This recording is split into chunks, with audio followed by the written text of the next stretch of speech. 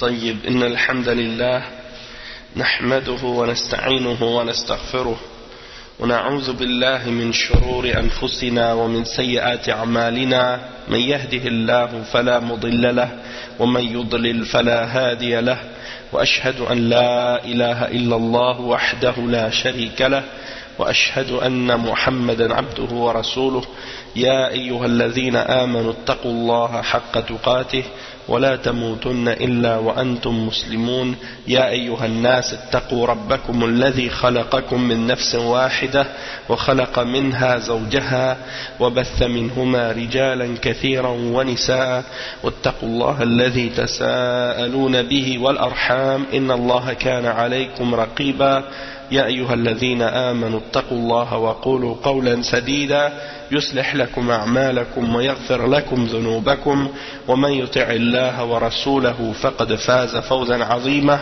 أما بعد وإن خير الكلام كلام الله وخير الهدي هدي محمد صلى الله عليه وسلم وإن شر الأمور محدثاتها وكل محدثة بدعة وكل بدعة ضلالة وكل ضلالة في النار أما بعد. Donc on commence aujourd'hui le cours numéro 8 dans l'explication du livre Mu'amalatul Hukam ala Daw al-Kitab wa Sunnah.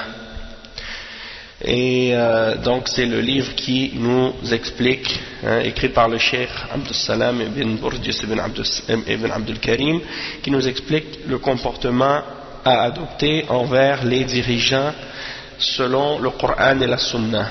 Donc on a commencé, au dernier cours, on était dans le chapitre numéro 4, si je ne me trompe pas, et on avait expliqué que le titre de ce chapitre c'est Hukmul Imama wal Hikmatu minha wa bayanu maqasidiha, c'est-à-dire le verdict au sujet de l'imama, c'est-à-dire le verdict au sujet d'avoir un dirigeant. C'est quoi? Est-ce que c'est obligatoire, oui ou non? On a expliqué que c'était une obligation. La sagesse d'avoir un dirigeant, on en a parlé et on était en train d'expliquer que s'il n'y avait pas un dirigeant pour nous organiser nos affaires, notre vie, organiser les différents aspects sociaux, les différents aspects qui ont rapport avec la société, la vie, établir les peines et ainsi de suite, établir les adorations, on n'aurait pas d'ordre dans la société, ce serait le chaos. Donc on a besoin d'un dirigeant qui nous dirige, ça c'est une nécessité, c'est quelque chose qui est obligatoire. Et la sagesse de ça, c'est comme on l'a dit, pour qu'il y ait de l'ordre, dans la société, pour pas qu'il y ait du chaos et du désordre, pour pas que ça soit comme la loi de la jungle, le plus fort qui mange les plus faibles. Et ensuite on a commencé à expliquer maqasid al-imama, c'est quoi les objectifs de al-imama, et on a parlé d'une citation de l'imam Ibn al-Qayyim, et on a expliqué à la fin du cours justement cette citation de l'imam Ibn al-Qayyim où on expliquait que certaines personnes ont divisé la politique, ou plutôt ils ont divisé la religion. Il dit فهكذا الناس ومن هذا البيان يتضح أن تقسيم الناس الحكم إلى شريعة والسياسة تقسيم باطل. Donc de diviser la religion en politique et en charia et politique, c'est une fausse division. C'est-à-dire, il y en a qui disent il y a la charia, puis il y a la siyasa. Et Cheikh il dit ça, c'est une division qui est fausse. Et Cheikh l'Islam Ibn Taymiyyah, il l'explique.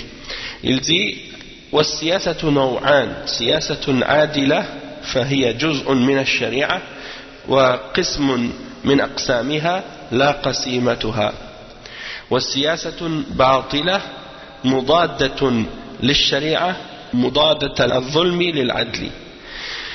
Donc il dit que la politique, elle est de deux sortes. Donc c'est pas la charia qui se divise en charia et politique. C'est en fait que la politique, elle se divise en deux catégories.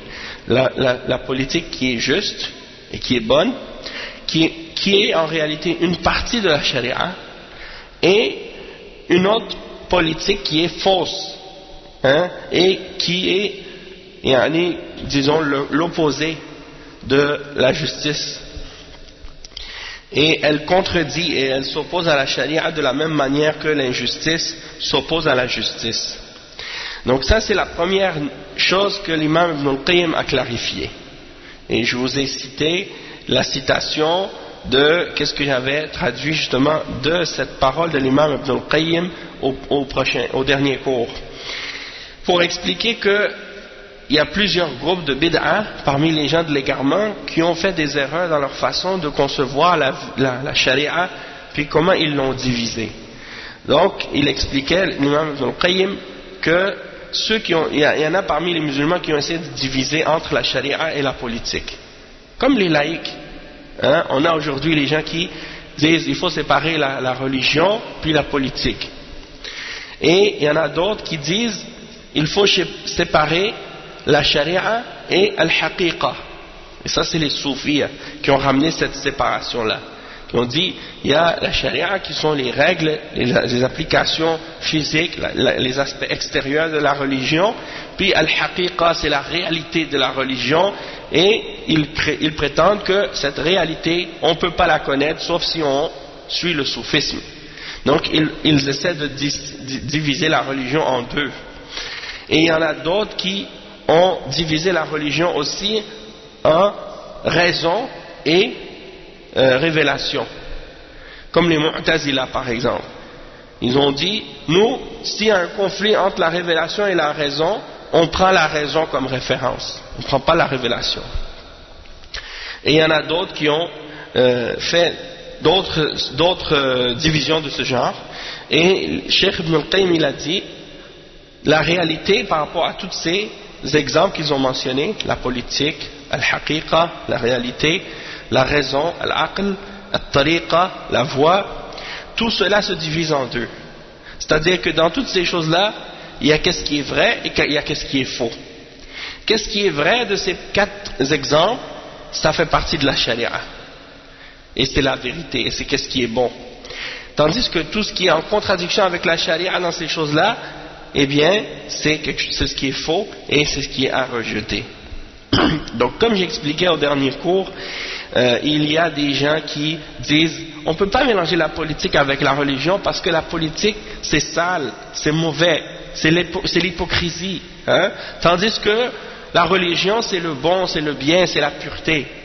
Donc à cause de ça ils utilisent ça comme un exemple ou comme un prétexte pour dire que dans ce cas-là il faut séparer la religion de la politique. Nous, quand on parle de la politique, on ne parle pas de cet aspect de la politique qui est justement laide ou sale ou mauvaise ou hypocrite. On parle de l'aspect de la politique qui est bonne et qui est en accord avec la charia. Et c'est pour ça que dans l'islam, il y a ce qu'on appelle as-siyasatu shar'iyya, la politique qui est basée sur la révélation, sur la religion. Et dans l'islam, on n'a jamais conçu ou pensé, on n'a jamais imaginé non plus qu'il pourrait y avoir une division, une séparation entre la religion et la politique, parce que c'est inconcevable, puisque les deux sont des aspects de la vie qui vont ensemble, et l'islam a été révélé pour régler et gérer tous les différents aspects de la vie, y compris la politique. Et la politique, ça consiste en quoi? Ça consiste à gérer les différents aspects de la vie pour que les hommes puissent vivre en harmonie, pour qu'ils puissent vivre bien, et d'établir la justice entre eux du plus possible. Donc, l'imam Ibn al-Qayyim il continue, puis il dit إلى أن قال فهذا الفصل هو الفرق ما بين ورثة الأنبياء وغيرهم. فهذا الفصل هو فرق ما بين ورثة الأنبياء وغيرهم. Je m'excuse, subhanallah. نعم. فهذا الفصل هو الفرق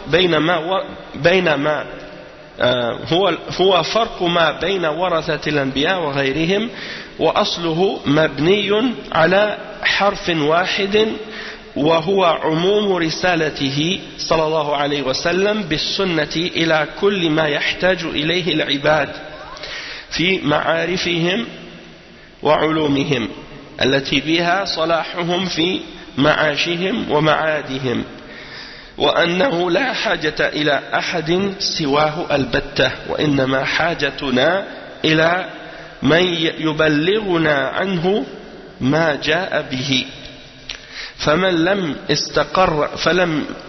لم يستقر هذا في قلبه لم يرسخ قدمه في الإيمان بالرسول صلى الله عليه وسلم.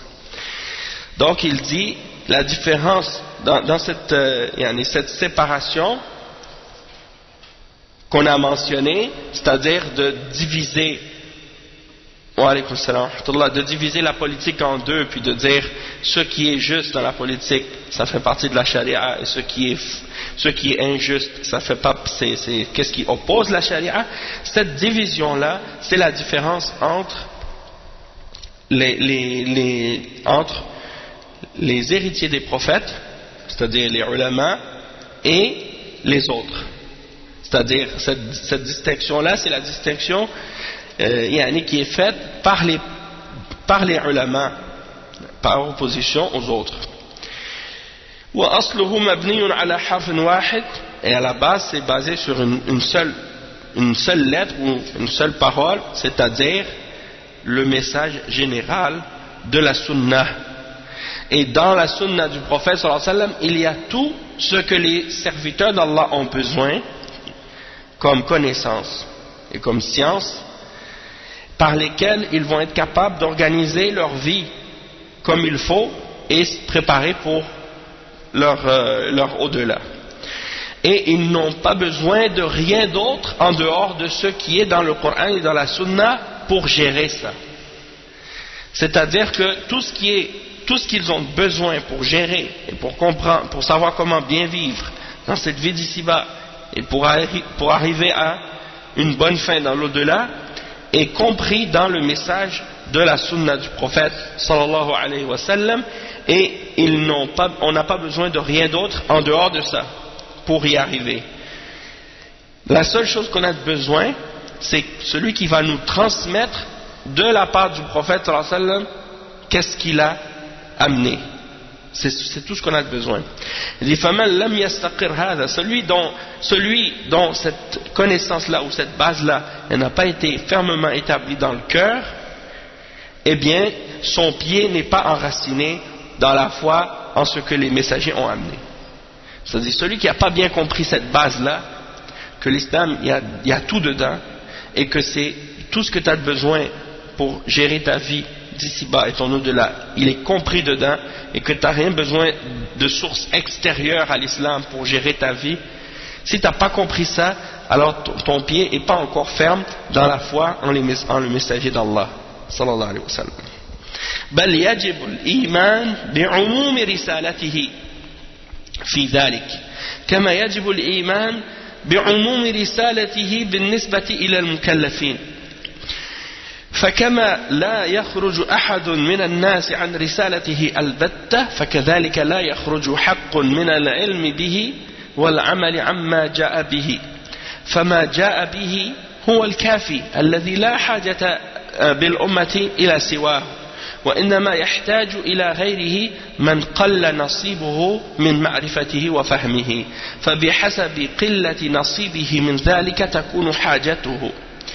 وإلا فقد توفي رسول الله صلى الله عليه وسلم وما من طائر يقلب جناحيه في السماء إلا وقد ذكر للأمة منه علما وعلمهم كل شيء حتى آداب التخلي وآداب الجماع والنوم والقيام والقعود والأكل والشرب والركوب والنزول، ووصف لهم العرش والكرسي والملائكة والجنة والنار ويوم القيامة وما فيه حتى كأنه رأي العين، وعرفهم بربهم ومعبودهم أتم تعريف حتى كأنهم يرونه بما وصفه لهم به من صفات كماله ونعوت جلاله. وعرفهم الأنبياء وأممهم وما جرى لهم معهم حتى كأنهم كانوا بينهم وعرفهم من أحوال طرق الخير والشر دقيقها وجليلها ما لم يعرفه نبي لأمته قبله وعرفهم من أحوال الموت وما يكون بعده في البرزخ وما يحصل فيه من النعيم والعذاب للروح والبدن وما جل لهم ذلك حتى كأنهم عاينوه. Donc là l'imam Ibn al-Qayyim il donne des exemples plus précis, il décrit plus en détail qu'est-ce qu'on a expliqué en général. Il dit qu'il est obligatoire donc de croire en le message général du prophète sallallahu alayhi wa sallam à ce sujet. Comme il est obligatoire également de croire comme chaque individu qui est chargé de la responsabilité d'obéir à Allah subhanahu wa ta'ala, une fois qu'il a atteint l'âge de la puberté et qu'il a la raison, il est obligé de croire en le message général du prophète sallallahu alayhi wa sallam. Et il n'y a personne qui sort de cette obligation-là. Il n'y a personne qui sort de cette obligation-là du tout. Et il dit de la même manière que il n'y a pas une vérité parmi les sciences qui nous ont été enseignées et parmi les applications qui nous ont été ramenées du prophète sallallahu alayhi wa sallam, excepté que la vérité est dedans. Et que qu'est-ce qu'il a ramené, ça nous suffit. Ça suffit pour tous les besoins de la Ummah. Ça suffit pour tous les besoins de la Ummah de telle façon qu'on n'a pas besoin de rien d'autre en dehors. C'est-à-dire que si on se limite uniquement à ce qui est dans le Coran et dans la Sunna, ça nous suffit pour savoir comment organiser notre vie sur tous les plans de la vie et toutes les dimensions de la vie, politique, économique, sociale et autres, religieux en premier. Donc tout est compris dans la charia.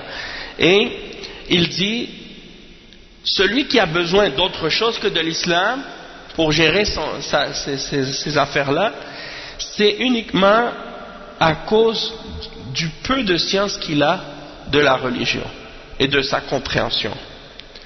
Parce que s'il avait une connaissance plus grande de la religion et de ses compréhensions et de sa compréhension, ça lui aurait suffi.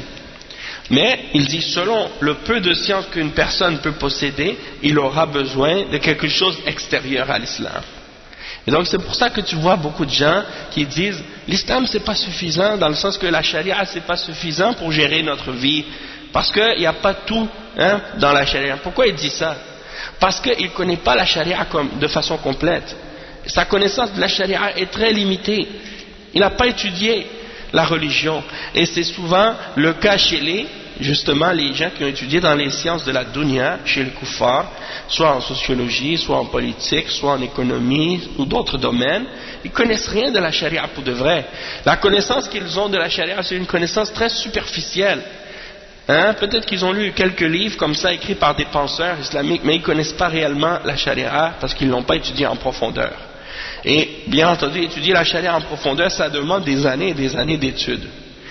Et c'est pas juste quelqu'un qui fait par exemple un doctorat ou une maîtrise en islam que ça y est, il a compris la charia en profondeur. Non, on parle des années des années d'études et de compréhension et d'études avec les hommes de science pour pouvoir atteindre ce degré de compréhension de la religion. Donc le cheikh il dit, le prophète sallallahu alayhi wa sallam, il n'est pas mort avant de nous avoir tout expliqué de la vie et de la religion. Même à propos d'un oiseau qui bat ses ailes dans le ciel, il nous a dit quelque chose à son sujet. Il dit même les manières, il nous a même enseigné les manières comment aller faire nos besoins quand on va aux toilettes. Il nous a même enseigné les manières et les étiquettes, comment on doit avoir nos rapports sexuels avec nos épouses. Il nous a même enseigné comment dormir comment se tenir debout, comment s'asseoir, comment manger, comment boire, comment monter sur notre monture ou dans notre moyen de transport, hein, ou bien comment descendre de cela.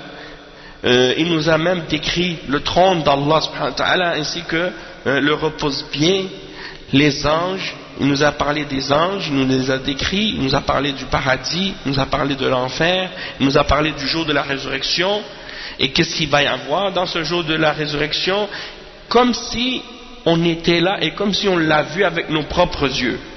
Il nous a tout expliqué.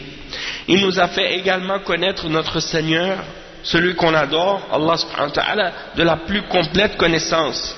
Et il nous a parlé de notre Seigneur comme si on le voyait, par les descriptions qu'il nous a données de lui, par ses attributs de perfection et ses caractéristiques de majesté. Et il nous a fait connaître également les prophètes, ainsi que les nations de ces prophètes, et qu'est-ce qui leur est arrivé, et qu'est-ce qui est arrivé avec eux. De même qu'il nous a fait savoir également, hein, tout ça, comme si on était parmi eux. Et il nous en a parlé comme si on était avec eux.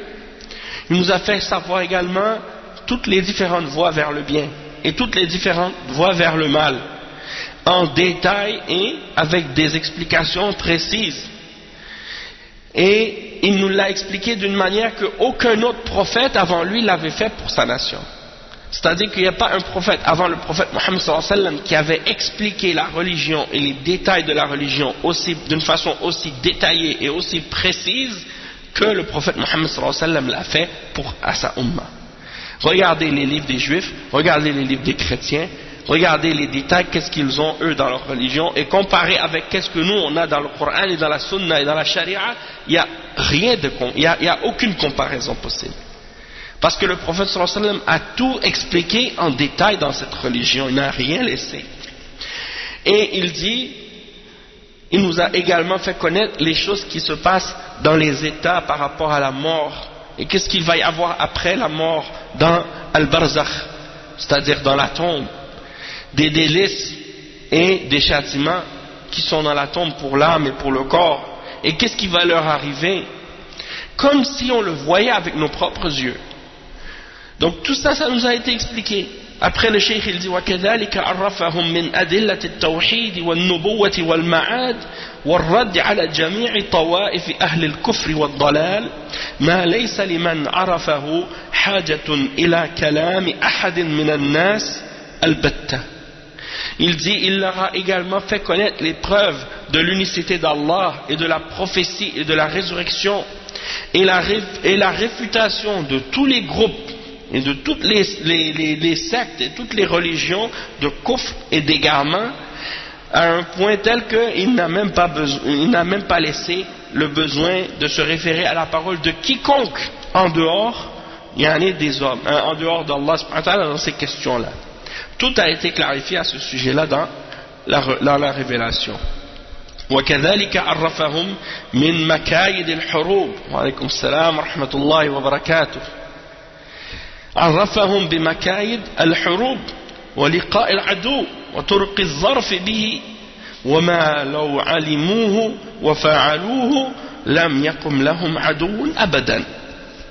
وعليكم السلام ورحمة الله. Il dit également, il nous a également fait connaître les ruses les ruses de la guerre et comment rencontrer l'ennemi dans le combat et comment faire pour avoir la victoire sur nos ennemis.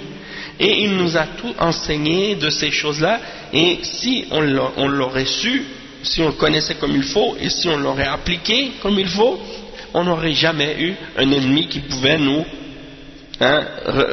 tenir tête, jamais. Il dit وكذلك عرفهم من مكايد إبليس وطرقه التي يأتيهم منها ويحترزون بها من كيده ومكره وما يدفعون به شره ما لا مزيد عليه وبذلك أرشدهم في معايشهم وفي معاشهم إلى ما لو فعلوه لاستقامت لهم دنياهم أعظم استقامة. Donc il dit de même qu'il leur a fait connaître les ruses de Iblis, les ruses du shaitan, et les moyens ou les voies que le shaitan utilise pour arriver à faire du tort à l'homme. Donc le prophète sallallahu alayhi wa sallam nous a tout expliqué là-dessus, et il nous a montré comment se préserver et se protéger de ces ruses et de ces complots. Il nous a enseigné ce que on a besoin de connaître pour repousser son mal, et on n'a pas besoin de rien d'extérieur à l'islam ou de plus pour y arriver. On n'a pas besoin d'aller voir chez des sorciers ou chez d'autres personnes pour essayer d'avoir une protection contre le shaitan ou autre, comme le font certains malheureusement, qui vont chez le shaitan pour chercher une protection contre le shaitan. Et bien entendu, les sorciers, ils vont pas t'aider, ils vont te mettre encore plus de problèmes dans ta vie. Le cheikh il dit, et donc c'est ainsi que le prophète sallallahu alayhi wa sallam nous a orientés dans notre vie pour nous montrer ce qu'on doit faire, et que si on l'appliquait, toutes les affaires de notre dunya seraient droites. Il dit وبالجملة فقد جاءهم رسول الله صلى الله عليه وسلم بخير الدنيا والآخرة بحذافيره ولم يجعل الله بهم حاجة إلى أحد سواه ولهذا ختم الله به ديوان النبوة فلم يجعل بعده رسولا لاستغناء الأمة به عمن سواه فكيف يظن أن شريعته الكاملة المكملة محتاجة إلى سياسة خارجة عنها أو إلى حقيقة خارجة عنها أو إلى قياس خارج عنها أو إلى معقول خارج عنها فمن ظن ذلك فهو كمن ظن عنها إلى أن أو إلى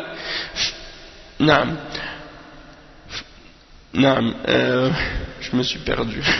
فمن ظن ذلك فهو كمن ظن أن بالناس حاجة إلى رسول آخر بعده وسبب هذا كله خفاء ما جاء به على من ظن ذلك.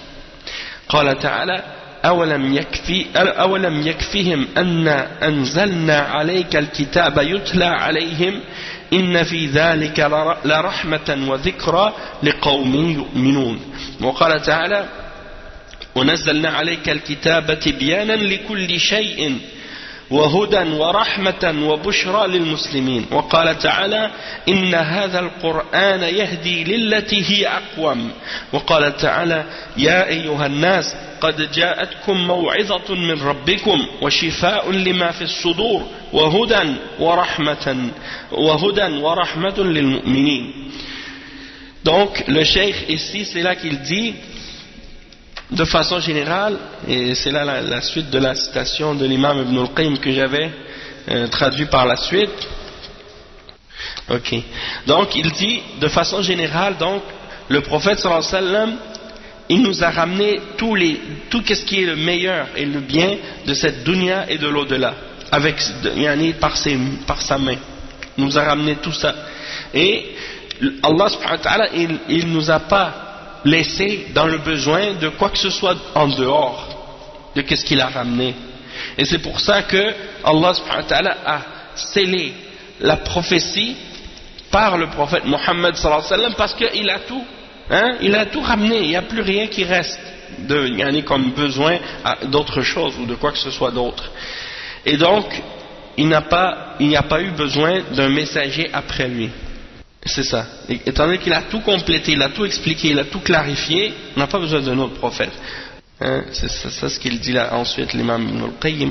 Il dit, alors comment peut-on penser que sa charia parfaite, la plus complète que le monde ait connue, soit incomplète, ou qu'elle ait besoin d'une politique étrangère à elle-même pour se compléter, ou d'une analogie autre qu'elle-même, ou d'une réalité en dehors d'elle-même, ou d'un raisonnement extérieur à lui-même ou à la charia.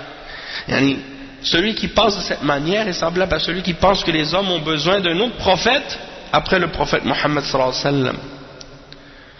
Et la raison de cela est la connaissance limitée de ce qu'il a apporté. C'est-à-dire la raison que ces gens-là pensent que la charia n'est pas suffisante pour eux, c'est parce qu'ils ont uniquement une connaissance limitée de ce que l'islam contient et de ce que le prophète sallallahu alayhi wa sallam a ramené, à cause de la faible quantité de science et de compréhension qu'ils ont de ce que Allah a donné au prophète sallallahu alayhi wa sallam et à ses compagnons de la religion de l'islam, qui eux se limitaient uniquement à ce que le prophète sallallahu alayhi wa sallam a amené, c'est-à-dire les sahaba, et ils se passaient du reste, et ils ont conquis les cœurs et les contrées grâce à cela.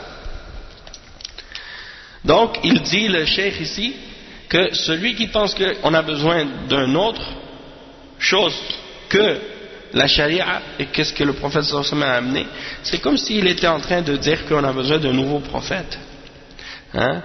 Donc celui qui dit par exemple on a besoin de la laïcité pour gérer les affaires de la vie, en réalité qu'est-ce qu'il est en train de dire, c'est que le prophète Muhammad sallallahu alayhi wa sallam, qu'est-ce qu'il a amené, c'est insuffisant pour gérer la vie des hommes, et qu'on a besoin d'un nouveau prophète aujourd'hui pour compléter ou rajouter des choses à la façon dont on doit gérer la vie, parce que qu'est-ce qui est dans le Coran et dans la Sunna, c'est insuffisant. Donc c'est comme s'ils prétendent que le prophète sallallahu alayhi wa sallam n'a pas complété sa mission comme il faut, donc on a besoin de la laïcité maintenant pour inventer des nouvelles lois et des nouvelles règles et de nouveaux principes. Donc celui qui dit ça, c'est un ignorant, hein, quelqu'un d'égaré. Et il dit, Allah subhanahu wa ta'ala, il mentionne certains versets dans le Coran dans lesquels Allah subhanahu wa ta'ala dit, est-ce qu'il n'est pas suffisant pour eux que nous avons fait descendre sur toi, c'est-à-dire le prophète Muhammad sallallahu alayhi wa sallam, le livre qui est récité pour eux, c'est-à-dire le Coran, il y a en cela certes une miséricorde et un rappel pour les peuples croyants. Et il dit dans un autre verset, ce qui signifie, et nous avons fait descendre sur toi le livre comme une clarification de toutes choses, tibyanan li kulli shay, et une guidance et une miséricorde et une bonne nouvelle pour les musulmans. Wa bushra lil muslimin. Et il dit également ce qui signifie, et certes ce Coran guide vers la voie qui est la plus droite. Yahdi lillati hiya aqwam. Et il dit également ce qui signifie, ô vous les hommes, une exhortation vous est venue de votre Seigneur, et une guérison pour ce qui est dans les poitrines, et une guidance et une miséricorde pour les croyants. Il dit wa kayfa yashfi ma fi as-sudur kitabun la yafi بعشر معشار ما الناس محتاجون إليه على زعمهم الباطل ويا لله العجب كيف كان الصحابة والتابعون قبل وضع هذه القوانين واستخراج هذه الآراء والمقاييس والأقوال أهل كانوا مهتدين بالنصوص أم كانوا على خلاف ذلك حتى جاء المتأخرون أعلم منهم وأهدى منهم وهذا ما لا يظنه من به رمق من عقل أو حياء نعوذ بالله من الخذلان. Donc le cheikh il dit, comment un livre dans lequel il n'y aurait pas un dixième du dixième de ce que les hommes ont besoin pour vivre, comment ce livre-là pourrait, selon ce que eux pensent, comment un livre qui ne contient pas le dixième du dixième de ce que les hommes ont besoin pour gérer leur vie, comment ce livre-là pourrait-il guérir ce qu'il y a dans les poitrines? Comment? Si c'était un livre qui était incomplet, et qui avait juste une infime portion de ce que les hommes ont besoin, comment Allah dirait à son sujet que ça guérit ce qu'il y a dans les cœurs? Et il dit Ya lillahi al-ajab, il dit comme ça c'est étonnant, Comme ça, c'est étonnant, ces gens-là, qu'est-ce qu'ils disent? Comment les Sahaba et les Tabi'un qui ont vécu avant nous, ils n'ont pas eu besoin de ces règles, de ces lois et de ces, comme on dit, ces opinions et de ces analogies que ces gens-là ont inventées. C'est des gens qui ont été guidés par les textes uniquement, rien d'autre. Hein? Donc, en disant ça, ils réfutent tous les gens d'égarement. Ils réfutent les Mu'tazila et les Jahmiya qui ont inventé des règles pour essayer d'interpréter le Coran et la Sunna selon la logique grecque, au lieu de se référer au Coran. Et qui ont dit, on a besoin de la philosophie grecque et des règles de la logique grecque pour comprendre le Coran et la Sunna et comprendre les noms et les attributs d'Allah. Et en utilisant cette méthode, ils ont nié les noms et les attributs et sont tombés dans plein d'égarements et de bid'a et de shirk et de kufr. Donc ça c'est un exemple. Ceux qui ont ramené les bid'a de tasawwuf, la même chose. Hein? Ils ont ramené toutes sortes d'opinions et de pratiques qui n'ont rien à voir avec la religion. Et la même chose avec les laïcs, ceux qui prétendent qu'on a besoin de quelque chose extérieur à l'islam pour compléter la religion ou des lois étrangères pour compléter la vie ou des choses de ce genre. Il dit, les Sahaba n'ont eu besoin de rien de ces choses-là parce qu'ils ont connu la révélation et qu'ils ont compris la révélation. Et il dit, c'est des gens qui ont été mieux guidés et plus savants que ceux qui sont venus après. Tandis que les gens de bid'a et ceux qui suivent les voies d'égarement, eux prétendent qu'ils sont plus savants et mieux guidés que les Sahaba et les Tabi'in. Hein? Donc il dit, celui qui pense ça, il n'a pas même une infime portion, il n'a même pas de raison ni de gêne s'il est capable de penser ça ou de dire ça. Na'udhu billahi min al-khuzlan. Donc il dit, ولكن من أوتي فهما في الكتاب وأحاديث الرسول صلى الله عليه وسلم استغنى بهما عن غيرهما بحسب ما أوتيه من الفهم وذلك فضل الله يؤتيه من يشاء والله ذو الفضل العظيم. Il dit, mais celui qui a reçu une compréhension de la part d'Allah et à propos du livre et des hadiths du messager sallallahu alayhi wa sallam, il se passe de tout le reste. Il se passe de tout le reste. Il n'a pas besoin de rien d'autre. Hein? Ce qu'il a reçu, ce qu'il reçoit comme compréhension de la religion, c'est suffisant pour lui. Et ça, c'est une grâce qui vient d'Allah et il la donne à qui il veut. C'est-à-dire la compréhension de la religion. C'est une grâce qui vient d'Allah et Allah, il la donne à qui il veut. Et Allah est le détenteur, certes, d'une grande grâce. Il dit, وهذا الفصل لو بسط كما ينبغي لقام منه عدة أسفار ولكن هذه لفظات يسيرة تشير إلى ما وراءها. انتهى كلام الإمام ابن القيم رحمه الله من بدائع الفوائد. Donc le cheikh il dit, ça c'est une parole que j'ai mentionnée ici maintenant. Si elle devait être approfondie comme il se doit, on aurait rempli de nombreux volumes juste pour l'expliquer tout ce passage-là qu'il a dit, Ibn al-Qayyim. Mais il dit seulement des mots que j'ai mentionnés pour indiquer ce qu'il y a derrière. Mais il faut comprendre que c'est juste un point qu'il fait, mais si on élabore là-dessus, il y a beaucoup de choses qu'on peut détailler. Et ça, c'est de son livre Bada'i al-Fawaid, et moi je l'avais lu dans son livre I'lam al-Muwaqqi'in. Il y a la même parole que ça. Donc il dit وَقَدْ بَيَّنَ الْعُلَمَاء كَثِيرًا مِنْ مَقَاصِدِ الْأَسَاسِيَّةِ للإمامة في الشريعة الإسلامية ما بين مطول ومختصر. وألف صديق حسن خان المتوفى سنة 1307 هجريا كتابا بعنوان إكليل الكرامة في تبيان مقاصد الإمامة. Donc le cheikh il dit, les ulama ont écrit de nombreux livres pour expliquer les objectifs de la dirigeance et de la gouvernance dans l'islam et les objectifs pour lesquels on a besoin d'un dirigeant dans la charia islamique. Et certains livres sont détaillés, très approfondis, et d'autres sont résumés. Et parmi les livres qui ont été écrits à ce sujet, il y a un livre écrit par Siddiq Hassan Khan, un des ulama qui est mort en l'an 1307 de la Hijra, et il a écrit un livre qui s'intitule Iqlilul Karama fi Tibyani Maqasid al-Imama. Il explique les objectifs et les buts de la dirigeance.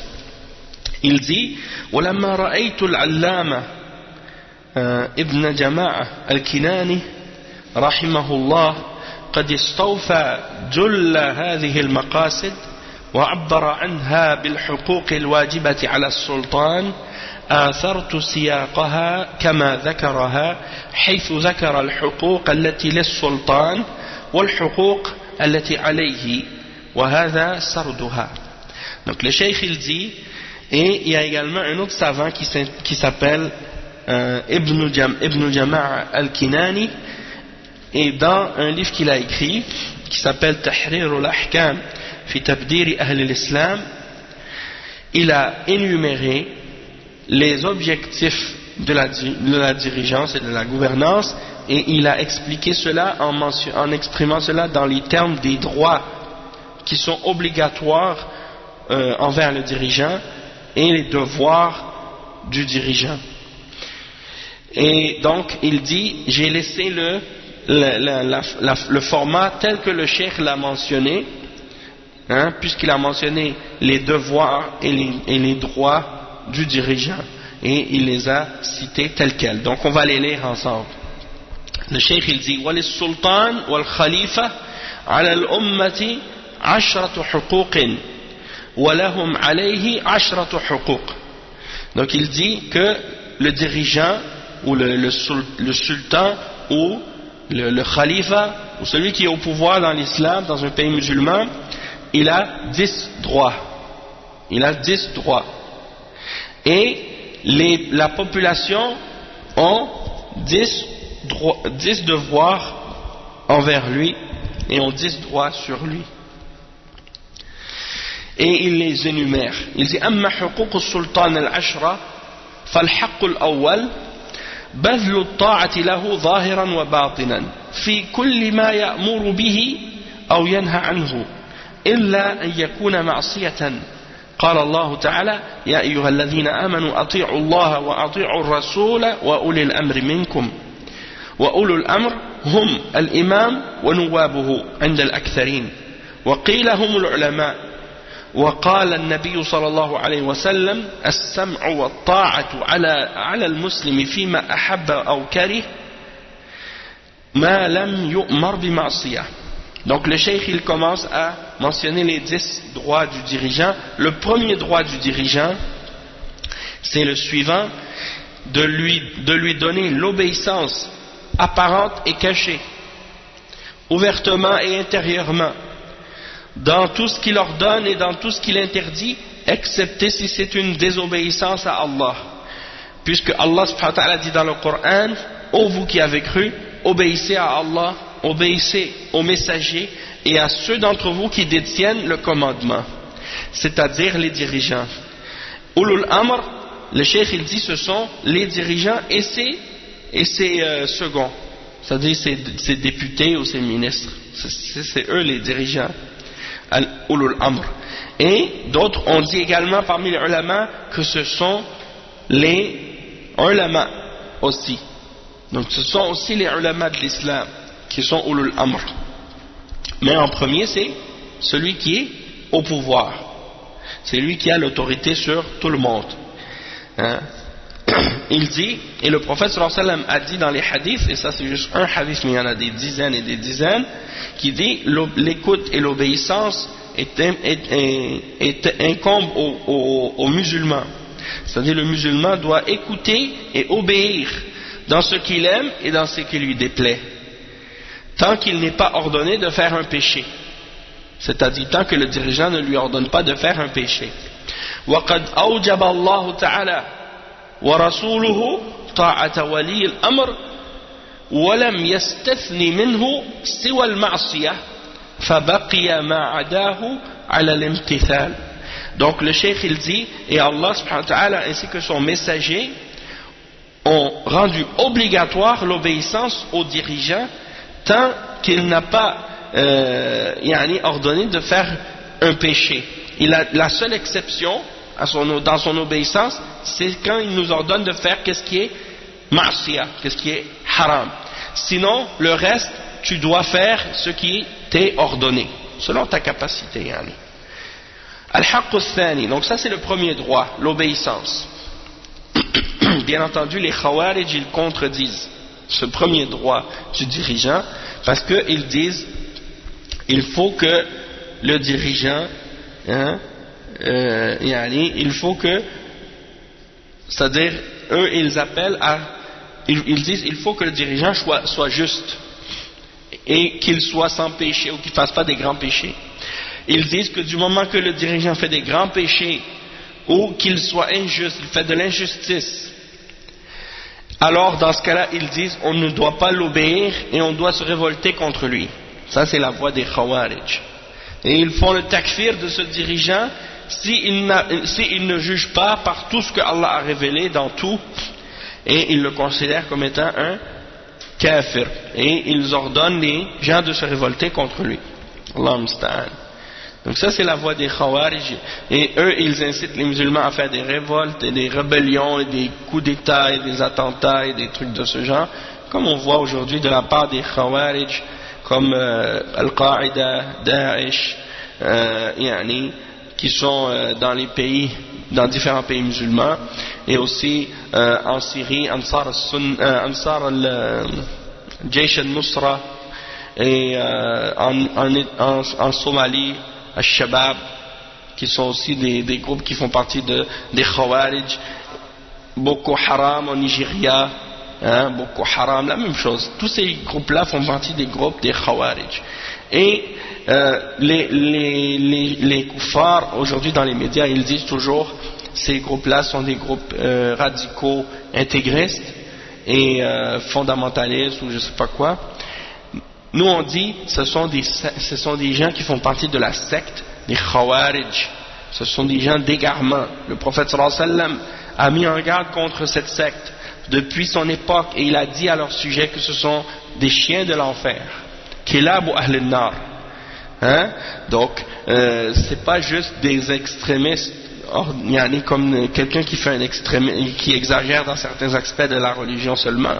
Ce sont des gens qui sont des gens sectaires, qui font partie d'une secte qui est la première de toutes les sectes à apparaître dans l'histoire de l'islam. Et le prophète sallallahu alayhi wa sallam avait mis en garde à leur sujet avant sa mort, sallallahu alayhi wa sallam.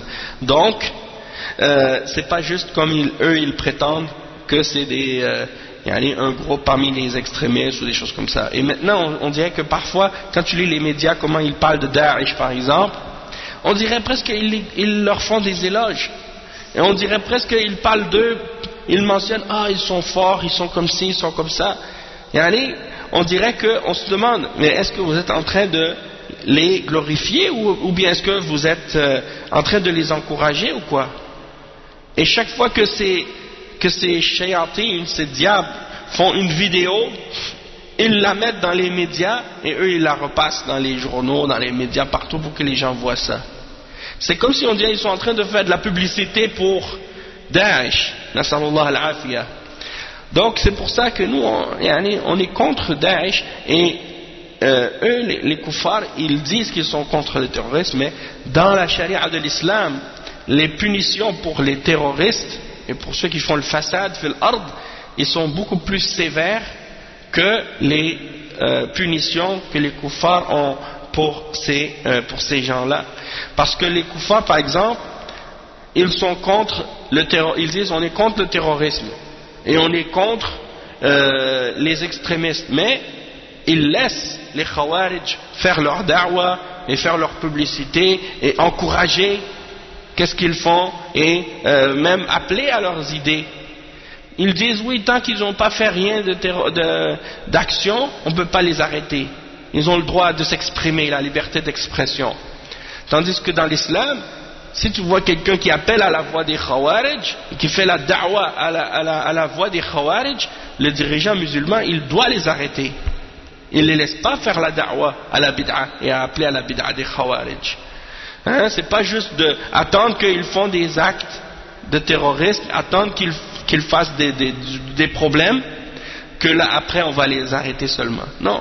Si tu vois quelqu'un, il appelle à cette voix, on va pas dire oui, toi tu as le droit, tu as la liberté de t'exprimer, tu peux dire ce que tu veux. A'udhu billah. Donc là, les concepts de liberté d'expression absolue, de dire que tu peux dire tout ce que tu veux et de penser qu'est-ce que tu veux, de croire en qu'est-ce que tu veux, ça c'est les idéologies des kuffars. Nous les musulmans, on n'est pas d'accord avec cette liberté absolue de dire ou de penser ou de croire tout ce que tu veux. Hein? Ça c'est les principes et les idées des kuffars. Si tu es musulman puis que tu as des idées qui sont des idées qui sont innovées ou qui sont des bid'a ou qui sont des choses en contradiction avec le Coran et la sunna et la voie des salaf as-salih, le dirigeant musulman il a le droit et même il a l'obligation de l'arrêter, cette personne qui fait du façade, et de le stopper. Et c'est ça ce que les ulama ont fait avec Salman al-Ouda, Safar al-Hawali à l'époque, Aïd al-Qarni et toute cette clique qui faisait de la fitna en Arabie Saoudite à l'époque. Ils les ont mis en prison. Hein? Et c'est qui a signé pour les arrêter? C'est Cheikh bin Baz et les grands ulama qui ont signé pour faire arrêter ces gens-là parce qu'ils faisaient de la fitna et du façade. Ils les ont interdits de donner des cours et d'enseigner et de prêcher et de faire des khutab et ainsi de suite. Et ils les ont mis en prison pour leur bien à eux en premier, pour qu'ils évitent de se faire du tort à eux-mêmes et pour qu'ils arrêtent de faire du tort aux autres musulmans en les incitant à qu'est-ce qui amène de la fitna. Hein? Donc ça c'est un exemple comment dans la charia il y a la protection de la religion des gens, pas seulement dans leur vie par rapport à des actes qui peuvent mettre fin à leur vie ou faire du tort à leur vie comme les actes de terrorisme, mais également dans les croyances et dans les pensées et dans les idées qui sont propagées dans la société, si c'est des idées qui appellent à l'égarement ou qui amènent au kufr. Hein? Dans l'islam, non, on n'a pas le droit de croire en qu'est-ce qu'on veut. On n'a pas le droit de croire en ce qui est faux. Et on n'a pas le droit de dire aux gens qu'ils ont le droit de croire en ce qui est faux. Hein? Mais les kuffars, ils ont dit, oui, quelqu'un a le droit de croire en ce qu'il veut, même si c'est faux. Et ça, c'est pas l'attitude de quelqu'un qui veut du bien, d'agir comme ça. Mais la réalité, c'est qu'ils prétendent qu'ils sont pour la liberté, mais quand on observe plus en profondeur, on réalise une chose, c'est qu'ils sont pour la liberté juste quand c'est en accord avec leurs fondements et leurs principes. Mais quand tu critiques leurs idées et leurs fondements et leurs principes, et que tu dis que qu'est-ce qu'ils appellent, ce à quoi ils appellent ou leurs idées sont en contradiction avec la vérité et ce que Allah a révélé, là ils essaient de te mettre des bâtons dans les roues et de te donner des problèmes. Mais la charia d'Allah est toujours supérieure, toujours meilleure, parce que c'est l'enseignement des prophètes, c'est la révélation divine qui vient d'Allah. Donc comment tu peux comparer des lois faites par des êtres humains avec qu'est-ce qui vient du créateur des cieux et de la terre? Il n'y a pas de comparaison possible. Donc al-haqq al-thani, deuxième droit, badlu an-nasihati lahu sirran wa alaniyatan. قال رسول الله صلى الله عليه وسلم الدين النصيحة قالوا لمن قال لله ولرسوله ولكتابه ولأئمة المسلمين وعامتهم. Donc le deuxième point parmi les droits, c'est de lui donner le bon conseil sincère en privé et ouvertement. Et il dit, ça c'est basé sur le hadith du prophète sallallahu alayhi wa sallam qui a dit la religion c'est le bon conseil, c'est la nasiha, c'est la sincérité. Ils ont dit envers qui au messager d'Allah? Envers Allah, envers son livre, envers Allah, envers son messager, envers son livre, envers les dirigeants des musulmans et envers les musulmans en général. Donc tu dois faire preuve de sincérité et donner le bon conseil, hein? Être sincère envers Allah, être sincère envers le messager, être sincère envers le Coran et donner le bon conseil aux dirigeants et être sincère envers eux et envers les musulmans en général. Le troisième droit, juste ce hadith-là, je me rappelle au début quand on a ouvert la mosquée, quand on a commencé à faire les khutbas ici, j'ai fait des khutbas sur ce hadith. Chaque vendredi, j'ai expliqué un point de ces aspects du hadith. La nasiha envers Allah, qu'est-ce que ça signifie? On a fait une khutbah sur ça. La nasiha envers son messager, on a fait un khutbah juste sur ça. La nasiha envers le livre d'Allah, on a fait une khutbah juste sur ça. Et la nasiha envers les dirigeants, on a fait une khutbah juste sur ça. Et la nasiha envers les musulmans en général, on a fait une khutbah juste sur ça. Et ça veut dire que ce hadith-là tout seul, c'est pour ça que le prophète sallallahu alayhi wa sallam, il dit au début du hadith, il dit ad-dinu an-nasiha. C'est-à-dire la religion au complet, c'est la nasiha. C'est-à-dire la nasiha, c'est pas qu'est-ce qu'on pense. La nasiha, ça comprend la religion au complet. Il y a tout dans la nasiha, dans l'islam. Si tu comprends ce hadith-là comme il faut, tu vas comprendre la religion au complet. Parce que la religion, c'est la sincérité. C'est la nasiha. Envers Allah, envers son livre, envers son messager, envers les musulmans, les dirigeants et envers les musulmans en général. Al-haqq al-thalith. القيام بنصرتهم باطنا وظاهرا ببذل المجهود في ذلك لما فيه نصر المسلمين وإقامة حرمة الدين وكف أيدي المعتدين. Donc le troisième droit du dirigeant, c'est de les défendre intérieurement et extérieurement en faisant tous nos efforts pour les défendre et pour défendre les musulmans et établir l'aspect sacré de la religion, de respecter établir le respect de la religion et de retenir les mains des transgresseurs, c'est-à-dire d'arrêter les transgresseurs. Donc ça fait partie des droits, de défendre le dirigeant intérieurement et extérieurement, d'être sincère envers lui. Ça, c'est peu de gens aujourd'hui seraient capables de faire ça parce que la plupart des gens ils détestent leurs dirigeants. Tu vois, les awam des musulmans, ils ont été infectés à notre époque par les pensées et les idéologies des khawarij. Tu les vois en train toujours de critiquer, de parler contre les dirigeants. Et ils pensent que ça fait partie de l'islam d'être comme ça. Et juste aujourd'hui, subhanallah, il y a un ignorant qui a un site internet, il fait des conférences, il parle de la démocratie, il pense que l'islam c'est la démocratie. Tu sais qu'est-ce qu'il dit? Il dit, bon, premièrement, il donne sa propre définition de qu'est-ce que ça signifie la démocratie, il donne même pas la définition de ceux qui l'ont inventé. Puis après ça, il prétend que dans l'islam, il faut respecter la volonté du peuple, puis que c'est le peuple qui décide. Et qu'il dit, bon, la définition de la démocratie, il dit c'est le pouvoir du peuple, pour le peuple et par le peuple. Et après il dit, qui a dit que le peuple voulait autre chose que la charia?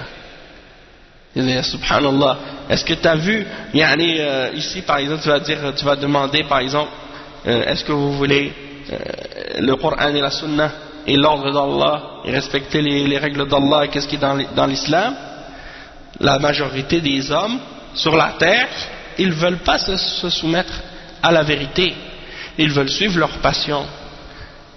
Et Allah subhanahu wa ta'ala dit ça dans le Coran. Subhanallah, si tu c'est quoi le verset? Wa in tuti' akthara man fil ard yudilluka an sabilillah. C'est ça le verset.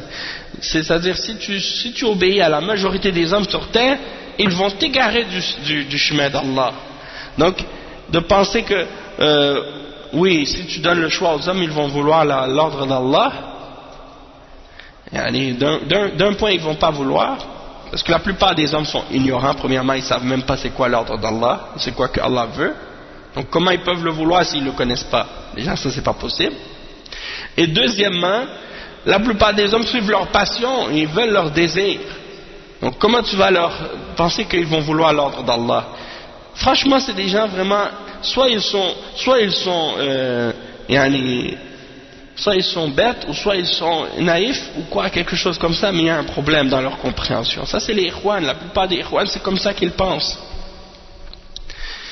Et donc, tu les vois en train de faire des dissertations, en train d'expliquer qu'est-ce qu'ils pensent être la démocratie et comment l'islam est en accord avec ça.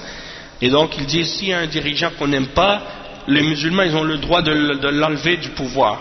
Ça, c'est en contradiction avec toutes les paroles d'Allah et du prophète sallallahu alayhi wa sallam. Et il y a l'ijma' à ce sujet-là. Donc, comment ils peuvent ramener des shubuhat là-dessus?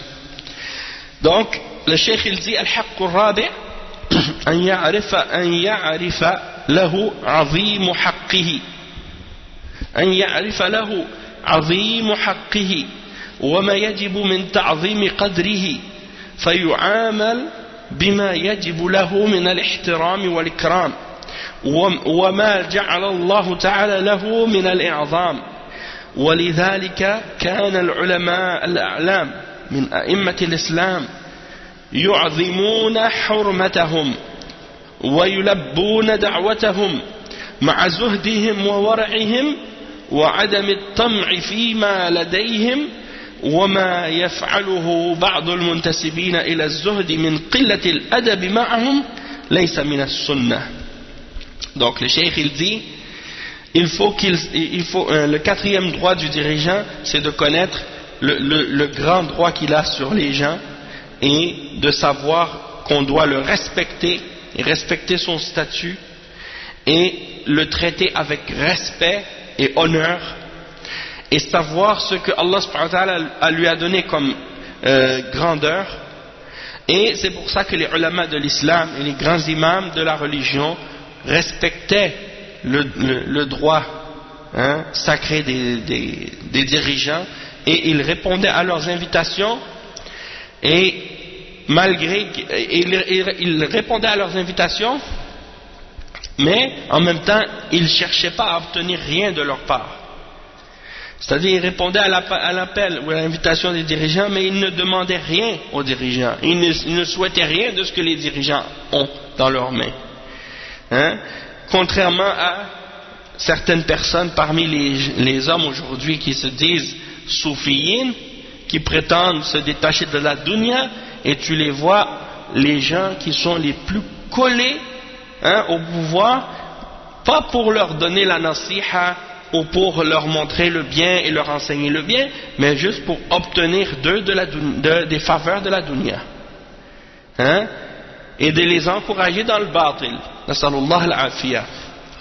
Donc tu vois les soufis aujourd'hui, la plupart des soufis, des chouyours soufis, les grands chouyours soufis, c'est parmi les gens qui mangent le plus le bien des pauvres et le bien des gens bil batil, de façon injuste. Oui, c'est connu. Oui, c'est connu. Il a une voiture, il n'y a même pas la route pour cette voiture-là. Il est dans un pays, il a une voiture, les routes permettent même pas que tu roules avec cette voiture-là. Subhanallah. Tellement il a d'argent. Même des Européens ne peuvent pas acheter cette voiture-là, tellement elle est chère. Ouais. Donc c'est ça. Donc ça c'est des gens, ils mangent l'argent des gens injustement. Et lui il reste assis comme ça, il fait rien. Et eux ils viennent, ils lui embrassent les pieds, ils se mettent à quatre pattes devant lui, ils font soujoud devant lui, et donc et après ils prétendent qu'ils n'aiment pas la dunya, qu'ils ne sont pas attachés à la dunya. Allah al-Musta'an. Donc les salafs et les imams de l'islam, ils n'étaient pas comme ça. Ils respectaient les dirigeants et en même temps ils se détachaient de la dunya. Et ils n'espéraient pas que le dirigeant leur donne quoi que ce soit. Et un des meilleurs exemples qu'on a de ça à notre époque, c'est les grands ulama comme Cheikh Ibn Baz, Cheikh Mohammed Ibn Salih Al-Uthaymin. Combien de fois les dirigeants viennent même le visiter, par respect pour les ulama, ils vont eux-mêmes, les dirigeants de l'Arabie Saoudite vont eux-mêmes visiter les ulama. Et le cheikh, il les honore hein, quand ils viennent, ils les traitent avec respect et honneur, et en plus de ça, les dirigeants, ils lui ont offert de lui construire une nouvelle maison, parce que le cheikh Ibn Uthaymin, il vit dans qu'est-ce qu'on appelle al-buyut al-sha'biyya. Al-buyut al-sha'biyya, c'est les maisons anciennes construites avec la terre, c'est pas des maisons modernes avec du béton et tout, toutes bien construites, non. Il vit dans des anciennes maisons de style ancien saoudien, dans une petite ville, Unayza, oui c'est ça, dans le Qassim, la région de Qassim, au centre de l'Arabie Saoudite. Donc les dirigeants là-bas, ils ont dit, on va te construire, cheikh, on va te construire une belle maison avec plusieurs étages et ainsi de suite. Cheikh il a dit non, moi j'en veux pas, je suis bien avec ma petite maison, qu'est-ce que j'ai? Très humble cheikh, très modeste. Et il a dit, si vous voulez absolument faire quelque chose, construisez une maison pour mes étudiants. Alors ils lui ont construit une maison pour que ces étudiants, quand ils viennent, ils peuvent avoir une place pour habiter, hein, quand ils viennent chercher la science et étudier la religion. Donc il voulait rien de qu'est-ce qui vient de la main des dirigeants, mais il les respecte en même temps. Et donc les takfiriyin, hein, qui prétendent qu'ils respectent les ulama, quand ils voient Cheikh Ibn Uthaymin et que les dirigeants viennent chez lui, ils prennent le thé avec lui, le café, ils boivent, ils mangent avec lui, là eux ils sont en colère, ils sont fâchés, ils disent ah, astaghfirullah, pourquoi il s'assoit avec un tarout, il s'assoit avec un kafir, a'udhu billah. Alors que le Cheikh Ibn Uthaymin, lui, il a plus de science que toi, plus de science que moi, plus de science que nous tous. Et lui, il ne dit pas ça. Qu'est-ce que toi tu dis à propos de ce dirigeant? Lui, il ne le dit pas. Hein? Donc c'est ça l'ignorance et l'égarement de ces khawarij, de ces takfirin. Hein? Allah musta'an. Donc le cheikh il dit, ceux parmi les gens qui prétendent à la science et au détachement de la dunya et qui manquent de respect ou qui n'ont pas des bonnes manières envers les dirigeants et qui agissent comme ça, ils pensent que ça c'est correct. Il dit ça ne fait pas partie de la sunna d'agir comme ça. Le cheikh il dit al-haqqul khamis, le cinquième droit, iqadhuhu 'inda ghaflatihi, iqadhuhu 'inda ghaflatihi wa irshaduhu 'inda hafwatihi wa shafaqatan 'alayhi wa hifdhan ladayhi wa hifdhan lidinihi wa 'irdihi wa siyanatan lima ja'alahu Allah ilayhi min al-khata'i fihi. Donc il dit de le réveiller lorsqu'il est insouciant, c'est-à-dire tu lui rappelles lorsqu'il est insouciant, tu l'orientes lorsqu'il fait une faute, hein, et tu le fais par affection pour lui, pour son bien, et pour préserver sa religion et son honneur, et pour préserver ce que Allah subhanahu wa ta'ala lui a mis, pour qu'il ne tombe pas dans l'erreur, hein, à son sujet. Hein? Donc ça c'est pas qu'est-ce que vous entendez chez les jeunes bid'a aujourd'hui, hein. Il dit al-haqqu sadis tahdhiruhu min aduwin yaqsiduhu bisu wa hasidin yarumuhu bi adha aw kharijiyyin yukhafu alayhi minhu wa min kulli shay'in yukhafu alayhi minhu ala ikhtilafi anwa'i dhalika wa ajnasihi. فإن ذلك من آكد حقوقه وأوجبها. Donc le cheikh il dit également comme droit, le sixième droit du dirigeant, c'est de mettre en garde, de le mettre en garde contre son ennemi, ou quelqu'un qui veut lui faire du tort ou du mal, ou contre quelqu'un qui est jaloux de lui, qui veut lui faire du tort, ou contre un khariji, hein, quelqu'un de la secte des khawarij, parmi les khawarij qui veut, hein, de qui on craint un mal de sa part envers le dirigeant, ou de toute personne de qui on craint un mal, peu importe sa catégorie et peu importe de quelle sorte il est. Et ça c'est parmi les plus importants et les plus grands de ces droits que Allah a rendu obligatoire envers le dirigeant.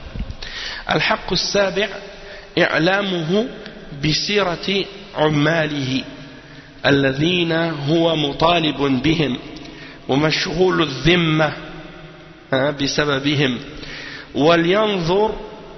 ولينظر لنفسه في خلاص ذمته وللأمة في مصالح ملكه ورعيته. Donc le sixième droit du dirigeant, c'est de lui faire connaître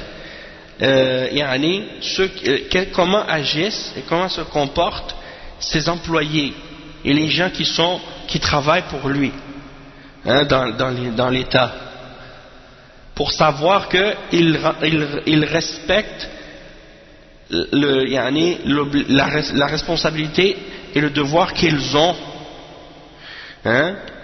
et pour être sûr que les droits et les devoirs qu'ils ont sont respectés pour le bien de la Ummah dans ce qu'il a comme responsabilité sur ces sujets.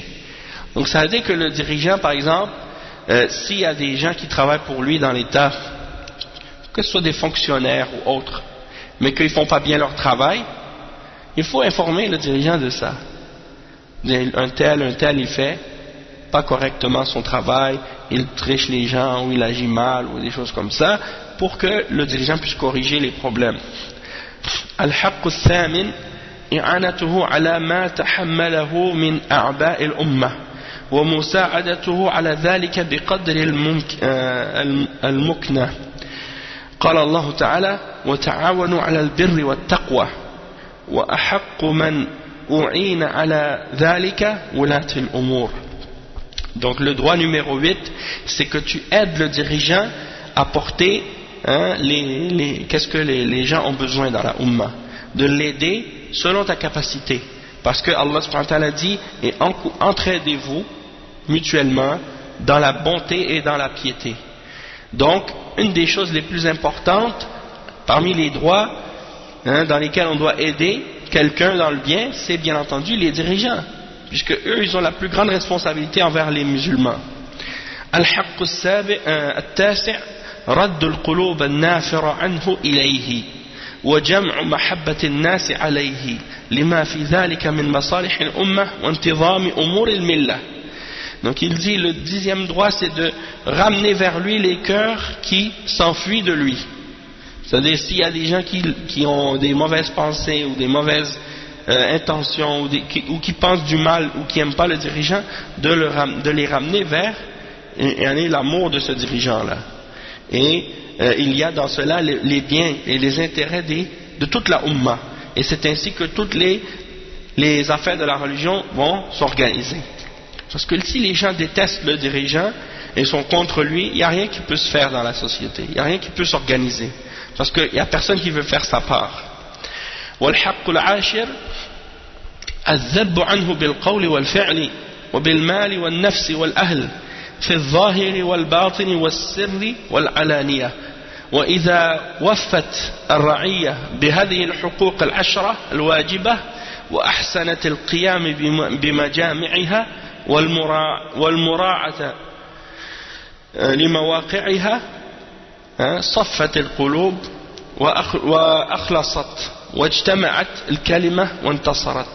Donc il dit, il faut, comme 10e droit envers le dirigeant, il faut le défendre par la parole et par l'action, par les biens et par ta vie et par ta famille. Donc tu dépenses pour défendre ton dirigeant par la parole, par l'action, par les biens, par ta vie et par ta famille, intérieurement et extérieurement, de façon cachée ou ouverte. Et si le peuple respecte ces droits, ces 10 droits qui sont obligatoires, et qu'il les mette en application comme il faut, et qu'il les applique, eh bien les cœurs vont être propres et purs, et les musulmans vont être unis, et c'est là qu'ils vont avoir la victoire contre leurs ennemis. أما حقوق الرعية العشرة على السلطان فالأول حماية بيضة الإسلام والذب عنها إما في كل إقليم إن كان خليفة أو في القطر المختص به إن كان مفوضا إليه فيقوم بجهاد المشركين ودفع المحاربين والباغين وتدبير الجيوش وتجنيد الجنود وتحصين الثغور بالعدة بالعدة المانعة والعدة الدافعة وبالنظر في ترتيب الأجناد في الجهات على حسب الحاجات وتقدير إقطاعهم وأرزاقهم وصلاح أحوالهم. Donc parmi les 10 devoirs du dirigeant, le premier c'est qu'il c'est les yani huquq al-ra'iyya ala sultan. Ça c'est les devoirs du peuple envers le dirigeant. C'est de défendre l'islam, et les terres de l'islam, les pays de l'islam. Si c'est un dirigeant qui dirige tous les différents territoires des pays musulmans, comme à l'époque, quand il y avait un seul khalifa pour toute la Ummah, dans ce cas-là, il est responsable pour ça. Mais sinon, comme c'est le cas actuellement, chaque dirigeant dans le pays où il est responsable de défendre les frontières contre les ennemis et de lutter contre les mushrikines, de faire le djihad contre les mushrikines et de défendre contre ceux qui veulent faire la guerre aux musulmans ou qui veulent transgresser contre les musulmans, d'organiser les armées, de mettre les armées en ordre, de s'en occuper, de protéger les frontières et ainsi de suite, de préparer les armées avec le matériel nécessaire pour repousser les menaces et ainsi de suite. Donc tout ça c'est des choses qui ont rapport avec les obligations de la population par rapport aux dirigeants. Et ça c'est les responsabilités du dirigeant envers sa population plutôt. Le deuxième droit, al-haqq al-thani, hifz al-din. حفظ الدين على أصوله المقررة وقواعده المحررة ورد البدع والمبتدعين وإيضاح حجج الدين ونشر العلوم الشرعية وتعظيم العلم وأهله ورفع مناره ومحله ومخالطة العلماء الأعلام والنصحاء لدين الإسلام ومشاورتهم في موارد الأحكام ومصادر النقد والإبرام. قال الله تعالى لنبيه وشاورهم في الأمر. وقال الحسن كان والله غنيا عن المشاورة ولكن أراد أن يستن لهم. Donc il dit parmi les droits que le dirigeant a sur la population, c'est qu'il doit préserver la religion et les fondements de la religion et les règles et les principes de la religion. Il doit également repousser les bid'ah, c'est-à-dire rejeter les innovations et les gens de bid'ah, et clarifier pour eux les preuves de la religion et propager les sciences de la charia et d'élever la science et les hommes de science de l'islam et relever également les minarets de l'islam et la place et l'importance de l'islam dans la société, dans le pays. Et il doit également fréquenter les ulama et les gens qui sont sincères envers la religion de l'islam et leur demander leurs conseils et la consultation dans les règles de la religion et dans tout ce qui a rapport avec les affaires de l'État et de la religion. Il demande le conseil et il les consulte. Il dit, Allah subhanahu wa ta'ala dit dans le Coran, وَشَاوِرْهُمْ فِي الْأَمْرِ, c'est-à-dire consulte-les dans les affaires. Et Al-Hassan, il disait, par Allah, le prophète sallallahu alayhi wa sallam n'avait aucun besoin de consultation. C'est-à-dire que le prophète sallallahu alayhi wa sallam, Allah lui dit وَشَاوِرْهُمْ فِي الْأَمْرِ, c'est-à-dire consulte-les, demande leur consultation, leur conseil. Et le prophète sallallahu alayhi wa sallam n'avait pas besoin de leur consultation, mais malgré tout il leur demandait leurs conseils et il les consultait dans les affaires dans les différentes choses des différentes décisions qu'ils devaient prendre, pour donner l'exemple aux musulmans pour savoir comment ils doivent gérer les choses par la suite. Donc c'est comme pour nous donner l'exemple. Mais sinon le prophète sallallahu alayhi wa sallam n'avait pas besoin de shura, comme on dit. Et en passant, la shura, c'est quelque chose qui n'est pas imposé aux dirigeants. C'est-à-dire qu'il prend le conseil des gens de la shura, ahlul hill wal aqd, il prend leurs conseils et il les consulte, hein, et il donne leurs conseils, mais il n'est pas obligé de prendre leurs conseils. Il peut ne pas prendre leurs conseils s'il décide que son opinion c'est celui qui est plus correct. Le droit numéro 3, الحق الثالث إقامة شعائر الإسلام كفروض الصلوات والجمع والجماعات والأذان والإقامة والخطابة والإمامة ومنه النظر في أمر الصيام والفطر وأهلته وحج البيت الحرام وعمرته. Donc il dit également il faut qu'il établisse les règles et les principes et les rites de l'islam, comme l'établissement des prières obligatoires, la prière de Jumu'ah et les prières en groupe, l'établissement de l'appel à la prière et l'iqama, la khutbah de Jumu'ah, les imams dans les mosquées. Tout ça, c'est lui qui doit gérer ça, le dirigeant musulman, c'est lui qui doit gérer ces choses-là. Et également les questions qui ont rapport avec le jeûne du Ramadan, quand est-ce que le mois commence et quand est-ce qu'il termine, et le hajj et la umrah, tout ça c'est lui qui doit s'occuper de ça, c'est sa responsabilité. ومنه الاعتناء بالأعياد وتيسير الحجيج من نواحي البلاد وإصلاح طرقها وأمنها ومسيرها وأمنها في مسيرهم وانتخاب من ينظر أمورهم. Donc il doit également s'occuper de tout ce qui a rapport avec les célébrations, les fêtes, l'A'yad, et essayer de faire en sorte que les différentes voies que les gens vont emprunter soient des voies sécuritaires et qu'il soit correct que les gens puissent les emprunter, et les différentes régions du pays aussi doivent être sécurisées, et il doit choisir des gens pour s'occuper de toutes ces différentes affaires-là.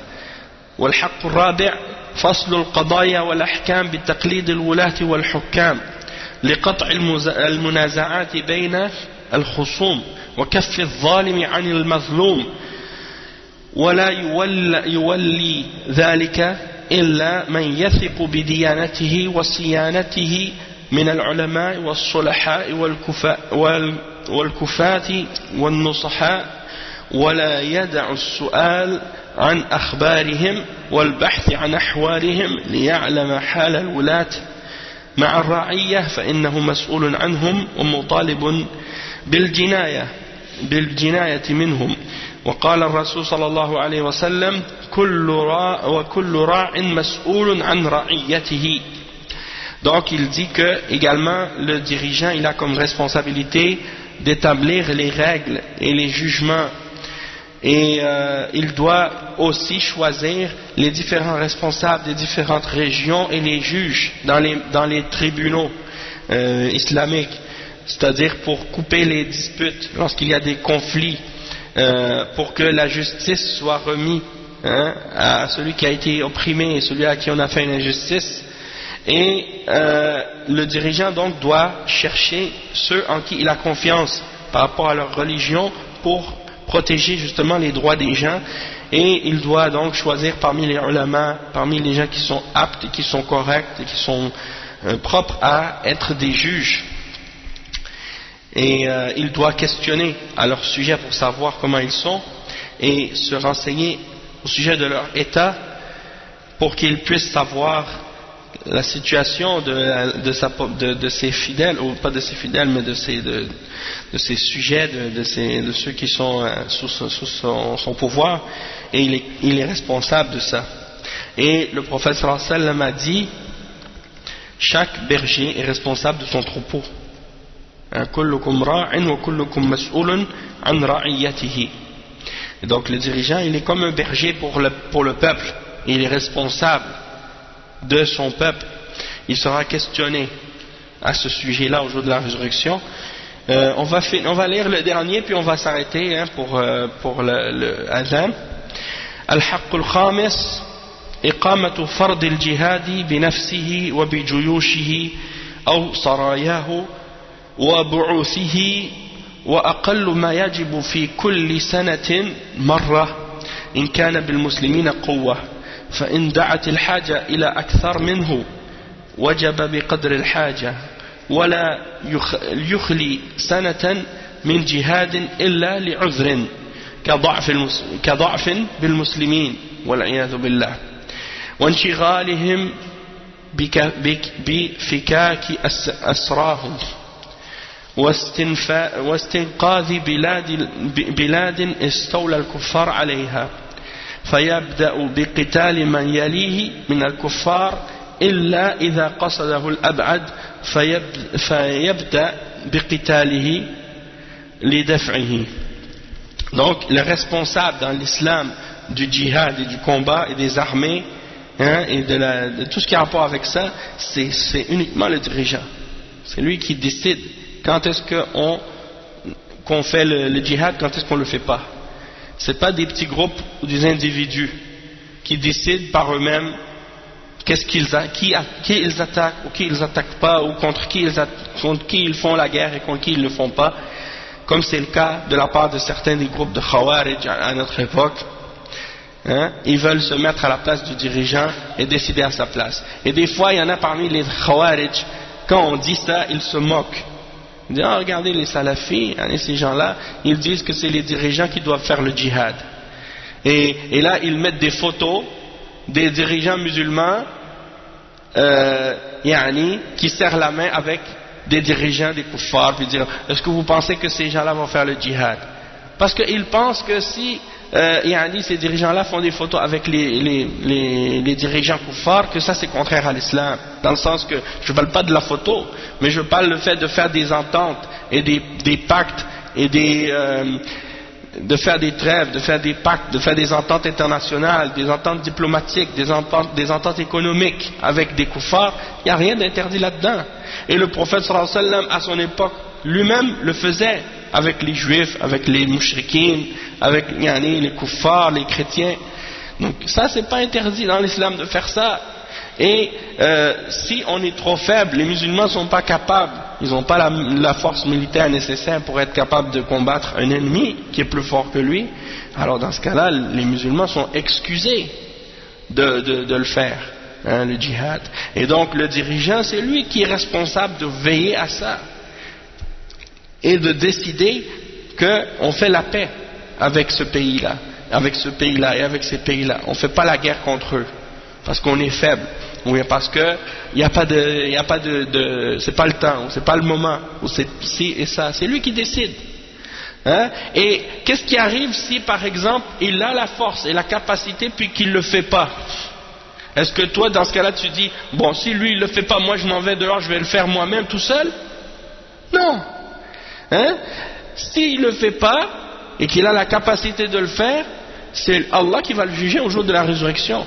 Mais il n'a pas dit, si votre dirigeant il ne fait pas qu'est-ce qui est obligatoire, alors vous faites-le à sa place. Non, la responsabilité reste toujours la responsabilité du dirigeant dans ce cas-là.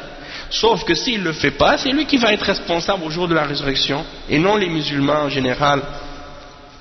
C'est comme par exemple si le dirigeant musulman il coupe pas la main des voleurs, ou il lapide pas ceux qui sont coupables d'adultère. Est-ce que toi tu dis, puisque le dirigeant il le fait pas, moi je vais le faire moi-même? Tu attrapes les voleurs dans la rue, tu leur coupes la main? Ça c'est haram. Les peines islamiques et les punitions religieuses dans l'islam, c'est seulement le dirigeant et l'autorité, le pouvoir, ceux qui ont l'autorité, le pouvoir dans l'État musulman, qui ont le droit de le mettre en application et de l'appliquer, comme le djihad et comme les autres principes de l'islam. Donc c'est pas pour n'importe qui X et Y à faire ça. Mais malheureusement il y a des gens ignorants comme ça, comme les Khawarij à notre époque, qui disent, puisque les dirigeants ils le font pas et qu'ils sont en paix maintenant avec les États des pays des kuffars, donc dans ce cas-là on doit nous le faire à leur place. Non, qui a dit ça? Donc ça c'est l'exemple de l'ignorance et de l'égarement de ces Khawarij. Nasallallahu al-afiyah. Donc le cheikh il dit qu'il est obligatoire aux musulmans de faire le djihad au moins une fois par année. Il dit ça c'est lorsque les musulmans ont la capacité et la force. Et s'ils ont besoin de le faire plus que ça, ils le font plus. Mais selon le besoin. Et il dit, et il ne laisse pas une année passer sans qu'ils fassent le djihad, excepté pour une excuse. Comme par exemple la faiblesse des musulmans. Wala'iyadu billah. Ou parce que, ou bien il mentionne d'autres exemples. Soit qu'ils sont, et aussi il est responsable d'essayer de faire libérer les prisonniers musulmans. Et s'il y a une terre musulmane qui a été conquise par les kuffars, d'essayer de la sauver, de la reprendre. Ça fait partie des responsabilités du dirigeant aussi musulman. Et il dit il doit commencer par combattre les pays qui sont les plus proches, parmi les pays des kuffars les plus proches. Excepté s'il y en a un qui est plus loin, qui veut lui faire du tort ou de l'attaquer, dans ce cas-là il commence par celui qui est plus loin. Mais la règle c'est qu'il doit commencer par ceux qui sont plus proches. Donc Hassan, tu veux faire l'adhan ou bien Mustafa? Donc moi je vais m'arrêter ici, ok? On continuera la semaine prochaine. Subhanakallah wa bihamdika ashhadu an la ilaha illa anta astaghfiruka wa atubu ilayk. Wa sallallahu wa sallam ala nabiyyina Muhammad wa ala alihi wa sahbihi ajma'in.